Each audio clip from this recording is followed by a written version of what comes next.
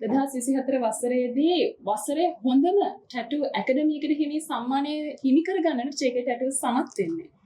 එහෙම නේද? ඔව් අපිට මේ පිනකල් සම්මානය කියන්නේ පිනකල් ශ්‍රී ලංකා සම්මානයට අපි නිර්දේශ වෙනවා.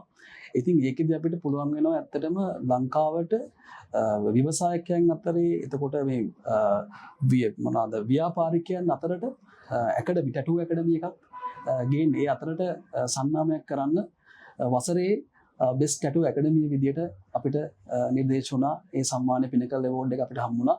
ඒක ඇත්තටම අපි ටැටු ලෝලින්ට ලොකු තෑග්ගක් විදිහට මම දකිනවා. ඉතින් අනිවාර්යෙන්ම මේ වෙලාවේ මතක් කරන්න ඕනේ මාර්තු 21, 22, 23 යන තෙදින පුරාටම BMSCH පරිශ්‍රයේ පැවැත්වෙනවා ලංකාවේ අති දැවැන්තම සිලොන් ටැටු කන්වෙන්ෂන් එක. ඉතින් එහි ප්ලැටිනම් ස්පොන්සර් විදිහට අපත් සමගින් පාර්ට්නර්ස්ලා විදිහට එකතු වෙන JK ටැටු ආයතනය මම කැමතියි දැනගන්න. ඇයි අපත් සමගින් එකතු වෙන තීරණය කරේ ප්ලැටිනම් ස්පොන්සර්? ඇත්තටම ටැටු ඇකඩමියක් විදිහටත් අපිට ලොකු අරමුණක් තිබ්බා, ලොකු බලාපොරොත්තුවක් තිබ්බා. ලංකාවෙන් ලෝකෙට ප්‍රොඩක්ට් එකක් දායාද කරන්න බලාපොරොත්තුවක් තිබ්බා. අන්න එතෙන්දී මම දැක්ක මේ අයානා ඉවෙන්ට් එකේදී සිලෝන් ටැටු කන්වෙන්ෂන් එකේදී මම දැක්ක ඇත්තටම ඒ අවස්ථාව එතන තියෙනවා.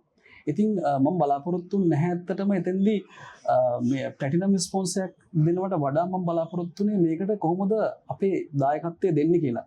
මොකද මේ JK ටැටු ඇකඩමිය හැම වෙලාවෙම හැම බැච් එකක් අවසානයේම ටැටු කම්පිටිෂන් එකක් අපි තිබ්බා. ඒක ඇත්තටම මම මගේ අතින් පාඩු කරගෙන මම එහෙම තිබ්බේ අපේ ස්ටුඩන්ට්ලට ඒ එක්ස්පීරියන්ස් එක ටැටු කන්වෙන්ෂන් එකක තියෙන එක්ස්පීරියන්ස් එක මම දෙන්න ඕනේ හින්දා. ඉතින් ඒක අවස්ථා කීපයකදී වගේ අරගෙන ඇවිල්ලා මම දැක්ක ඇත්තටම ලෝකේ තියෙන ටැටු කන්වෙන්ෂන් වල තායිලන්ඩ් එක්ස්පෝ වගේ වෙන්න පුළුවන්.